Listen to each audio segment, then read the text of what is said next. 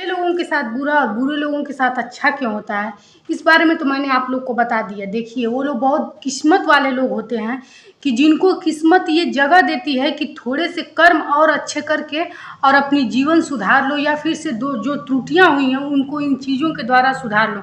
तो नमस्कार दोस्तों, स्वागत है हमारे यूट्यूब चैनल समृद्धि में। दोस्तों, आज मैं इस बारे में ही बात करने वाली हूँ कि जिनके घर में ये कुछ लक्षण दिख रहे हैं, तो आने वाले पितृपक्ष में वो क्या ऐसे 3 काम करें जिससे आपके घर में सुख, समृद्धि और आगे बढ़ने की जो उन्नति होती है वो स्टार्ट हो जाए। क्योंकि जानते हैं, पितृ यदि आपके घर के प्रसन्न रहेंगे तो आप भगवान की पूजा करें न करें, आपके घर में विकास और शादी विवाह, संतान उत्पत्ति, सब चीज़ें आपके घर में एक मतलब कि आसान तरीके से होती चली जाएंगी। कार्य बाधाएं नहीं आएंगी। देखिए, जीवन में सबसे बड़ा दोष होता है पितृदोष। पितृदोष यदि जीवन में लग जाता है, कुछ लोगों का कहना ये रहता है कि अच्छे लोगों के साथ बुरा होता है, बुरे लोगों के साथ अच्छा होता है। देखिए, आपको यदि थोड़े थोड़े दुख मिल रहे हैं जीवन में, तो आप समझ जाइए कि आपको जीवन सुधारने के लिए ये जगह दे रही है। क्योंकि थोड़े थोड़े दुख मिल रहे हैं तो आपको ज्ञात कीजिए कि जीवन में कुछ गलती हुई है, या इसका उपाय करके उस चीज़ से निकल जाएं और जीवन फिर सरल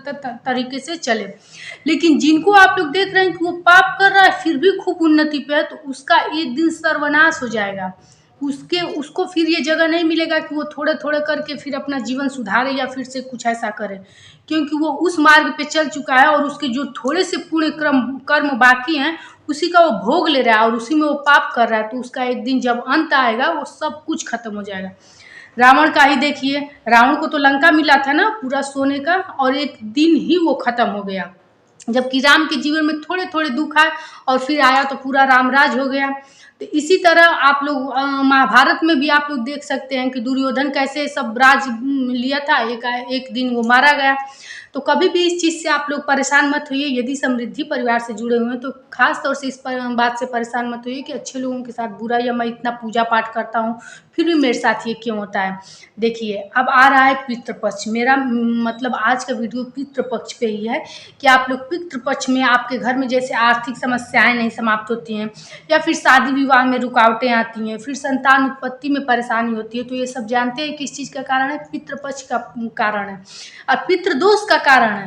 और पितृदोष का कारण पितरों को प्रसन्न करके ही होता है। तो हर घर में जब पितृपक्ष में ये 3 कार्य होते हैं तो निश्चित रूप से वहाँ के जो खुशहाली होती है, वहाँ का जो घर, कहा जाता है ना कि किसी किसी का घर बहुत रोता हुआ दिखता है, उस घर में ये सब चीज़ें अच्छे से सुचारू रूप से चलती हैं। तो आप लोग ध्यान से देखिएगा कि क्या ऐसी 3 चीज़ें हैं जो आप लोग को पितृपक्ष में सबको करना है। कभी कभी कुछ लोग आते हैं और कहते हैं कि जैसे वो त्रिपिंडी की करना चाहते हैं, पितृदोष उनके घर में बहुत बड़ा लग चुका है, कोई कार्य सफल नहीं होता है, असफलता ही मिलती है, आए दिन एक नई परेशानी रहती है, घर उनका रोता हुआ दिखता है। लेकिन क्या होता है कि उनके घर में लोग, जैसे कई भाई हैं, तो लोग तैयार नहीं होते हैं उस चीज़ को कराने के लिए, क्योंकि काफ़ी पैसा भी लगता है। तो यदि आप स्वयं के शरीर से चाहते हैं कि क्या क्या करें, तो आप हर घर में ये कार्य होने चाहिए। और हर घर में यदि एक चूल्हा है तो ये कार्य हर मतलब कि एक सदस्य से होने चाहिए। और अलग अलग चूल्हा है तो हर लोग कर सकते हैं। जैसे किसी पिता के 3 पुत्र हैं, 2 पुत्र हैं, तो दोनों पुत्र कर सकते हैं। यदि 2 चूल्हा है तो, अगर एक चूल्हा है तो एक ही जगह ये कार्य होने चाहिए। देखिए दोस्तों, सबसे पहले तो आप लोगों को मैं बताती हूँ कि हर दिन अपने पितरों के प्रसन्न करने के लिए पूजा पाठ से भगवान के पहले 1 अगरबत्ती, 2 अगरबत्ती या फिर से 1 दीपक जरूर प्रज्वलित करना चाहिए। यदि आप ऐसा नहीं कर पाते हैं और आज तक आपके जीवन में ये सब परेशानियां आ रही हैं, संतान उत्पत्ति में परेशानियां आ रही हैं, आगे की कोई तरक्की के रास्ते नहीं खुल रहे हैं, तो अब आपको पितृपक्ष में क्या करना है कि कुछ लोग को कहना होता है कि दोनों टाइम खाना निकालें या एक टाइम निकालें। तो देखिए, जिनके घर बेटियां हैं वो तो हाथ पैर धुलकर भी कि कपड़ा वस्त्र बदल करके अपना और किचन साफ सुथरा करके बिना लहसुन प्याज का खाना निकाला जाता है। ये आप लोग एकदम गांठ बांध लीजिए, और जितना ज़्यादा से ज़्यादा आइटम हो सके आप लोग बनाया कीजिए। और शाम के समय उस भोजन को, जैसे प्रदोष काल में जब गोधूली बेला होता है तभी निकाला जाता है। आजकल का जनरेशन ऐसा हो गया कि 10 बजे रात को लोग खाना खाते हो, तो आप लोग 10 बजे रात को पितृ लोगों को मत निकालिएगा। अपने जब जी चाहे खाइएगा, लेकिन गोधूली बेला में पितृ लोगों को आप लोग भोजन ज़रूर निकाल दीजिएगा।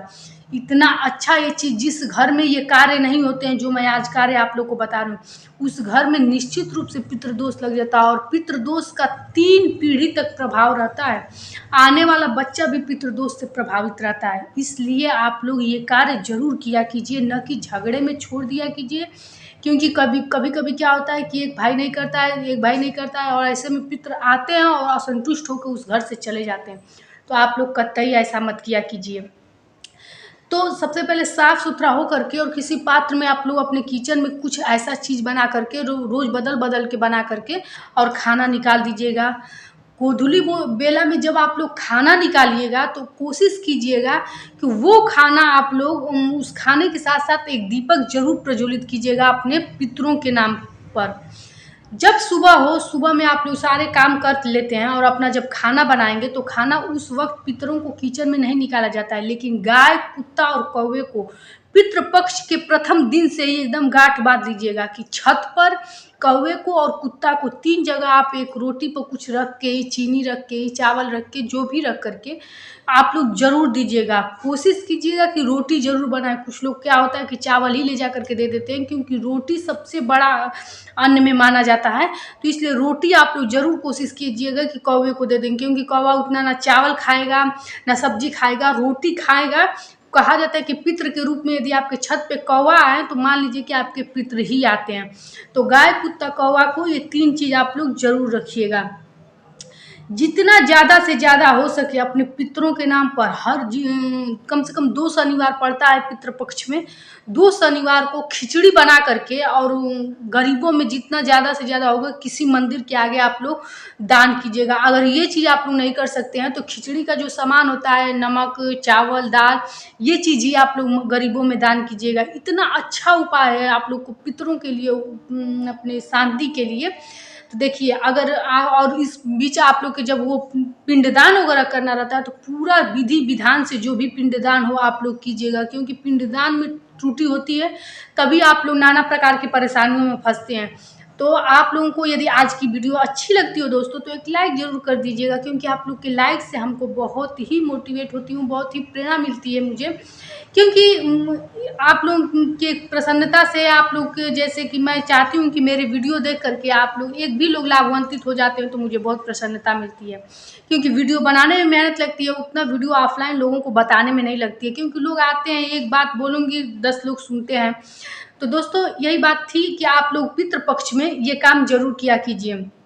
चावल लेकर के, एक अंजूरी चावल, जिसके पिता नहीं है, जो पुरुष के, महिलाएं नहीं ये कार्य करेंगी, जिस पुरुष के पिता नहीं है, एक अंजूरी चावल लेकर के रोज अपने पितरों के नाम पर कहीं एक पात्र में, कहीं एक डलिया में रखते जाएगा। पितृ पक्ष के लास्ट दिन अपने पुरोहित को दान कर देगा।